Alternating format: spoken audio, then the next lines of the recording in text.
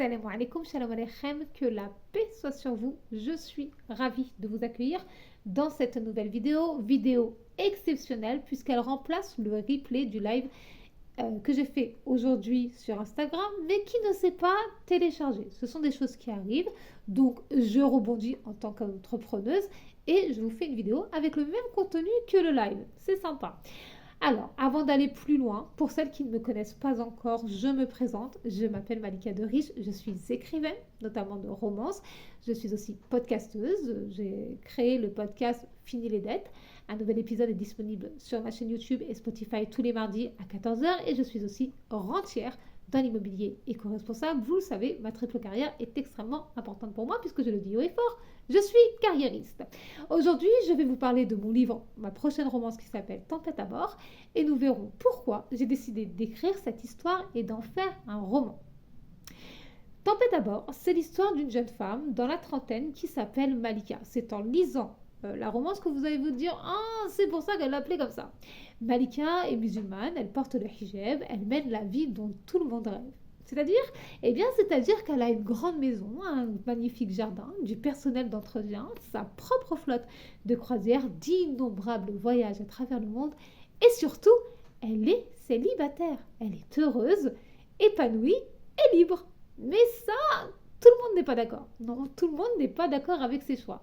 Donc, l'entourage de Malika, tout autour d'elle, eh bien, on tente encore et encore de lui imposer un style de vie qui ne lui correspond pas. On lui dit de se marier, de changer de carrière, de se calmer. On critique sa façon de s'habiller, sa façon de parler, et Malika ne se laisse pas faire. Donc forcément, ça crée des tensions. J'avais envie de parler de tout ça avec humour et avec un certain point de départ. Le point de départ, ça va peut-être vous faire sourire, eh bien c'était une phrase toute simple. Une phrase qu'on a toutes entendue au moins une fois dans sa vie.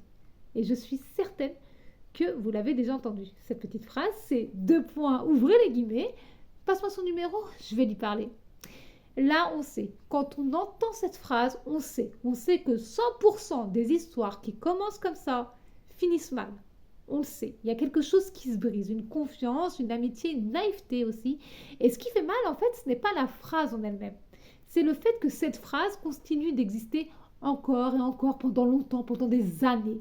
Parce qu'en fait, on n'a pas toujours su faire le deuil d'une amitié qui ne sera peut-être plus jamais la même, qui ne sera probablement plus jamais tout court. Moi, j'ai voulu écrire cette phrase, mais sans tomber dans le drame. J'ai voulu en rire et en jouer. Je voulais raconter cette trahison entre deux ex-meilleurs amis, mais pas comme un règlement de compte. Plutôt comme une comédie romantique où tout part en vrille sur un bateau. Une histoire où le passé revient, où les rancunes flottent, mais où finalement l'amour, la lumière et la reconstruction gagnent toujours. Et puis, évidemment, je voulais parler des femmes parce qu'on n'en parle jamais assez. Je voulais parler de ce qui nous lie et de ce qui nous oppresse parfois, voire même souvent. De ces petites phrases qu'on reçoit dès l'enfance, ces petites phrases vraiment spécifiques aux filles qui sont « les hommes aiment ceci, les hommes n'aiment pas cela ». Je voulais finalement que ça serve à déplacer le curseur, à briser nos prismes culturels et éducatifs et mettre fin à cette pseudo-obligation de ne vivre que pour les hommes. Je voulais dire stop à cette idée qu'on a de valeur qu'à travers le regard d'un homme. Je voulais aussi parler des autres phrases, toutes les autres. Tu n'es pas mariée? C'est bizarre. T'es trop exigeante? Non. Il faut faire des compromis, tu sais, sinon tu vas finir vieille fille. Heureusement, pour ma part, je l'ai très vite compris. Pas de pénis, pas de couronne. Je sais que ça choque, je le sais. Je sais que pour beaucoup de personnes, le mot pénis, comme le mot vagin, sont des mots qu'on ne devrait pas entendre, qui devraient rester dans la sphère privée ou que pour les scientifiques, que pour les gynécologues, que pour les sages-femmes, que uniquement dans l'intimité. Pourtant, pénis, c'est pas un gros mot, vagin non plus. Je sais donc que cette phrase est choquante, pas de pénis, pas de couronne, mais c'est tellement absurde que c'en est risible, vraiment, c'en est presque drôle. Alors, moi, j'ai décidé d'en rire, parce que je crois vraiment qu'il est plus que temps que cette folie s'arrête. Il est temps de rire de ce qui nous enferme. Il est temps de créer des héroïnes musulmanes, voilées, fortes, tendres, imparfaites, humaines.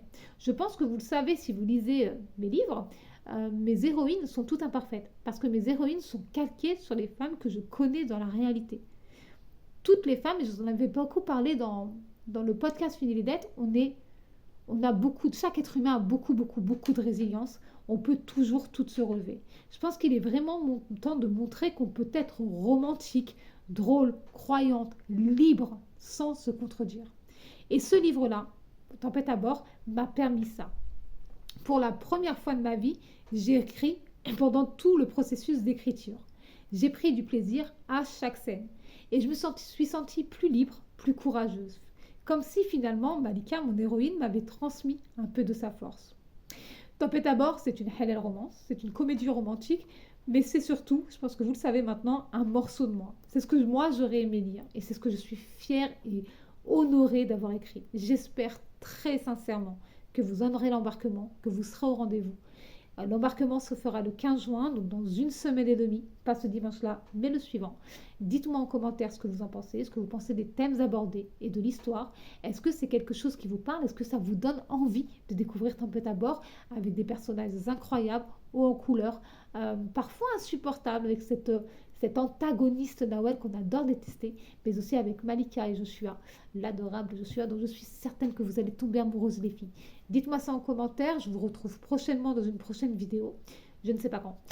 Celle-ci était exceptionnelle. Je me permets de vous rappeler que nous sommes mardi et que donc aujourd'hui à 14h sur ma chaîne YouTube et sur Spotify, vous avez un nouvel épisode du podcast Fini les dettes.